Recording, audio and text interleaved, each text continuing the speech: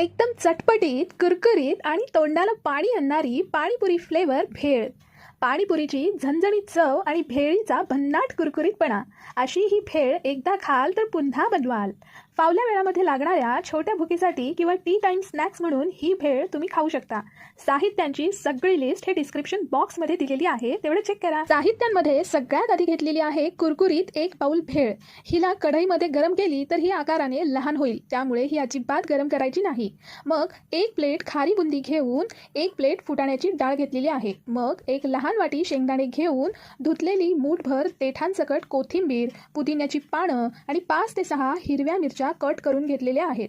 मिरचीचे किंवा इतर कोणत्याही साहित्यांचे प्रमाण हे तुम्ही तुमच्या आवडीनुसार कमी जास्त करू शकता. मसाल्यांमध्ये घेतलेले आहे 1 चमचा काळे मीठ, 1 चमचा साधे मीठ, 1 चमचा आमचूर पावडर, 1 चमचा चाट मसाला.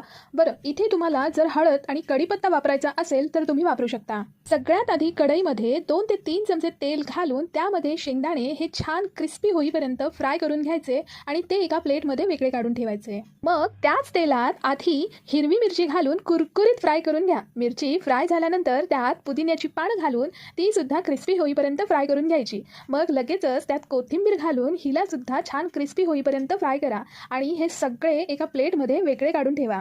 इथे तळलेले शेंगदाणे आणि कुरकुरीत झालेली कोथिंबीर, पुदिना, मिरची बघू शकता. आता लहान मिक्सरच्या भांड्यामध्ये तळलेली कोथिंबीर, पुदिना, मिरच्या घालून यातच सगळे मसाले ऍड करायचे आणि मिक्सरला बारीक वाटून घ्यायचे. आता एका मोठ्या भांड्यामध्ये किंवा घमेल्यामध्ये आधी ही भेळ घालायची. मग त्यामध्ये शेंगदाणे, खारी बुंदी, फुटाण्याची डाळ घालून मिक्सरमधली बारीक वाटलेली हिरवी पेस्ट यात घालायची आणि हे सगळं हातानेच मिक्स करून घ्यायचं. चमच्याने हे नीट मिक्स होणार नाही. हाताने मिक्स करायला 10 ते 15 मिनिटं वेळ लागतो. तयार आहे चटपटीत कुरकुरीत पाणीपुरी फ्लेवर भेळ. ही भेळ तुम्ही एअरटाईट डब्यात स्टोअर करून महिनाभर ठेवू शकता.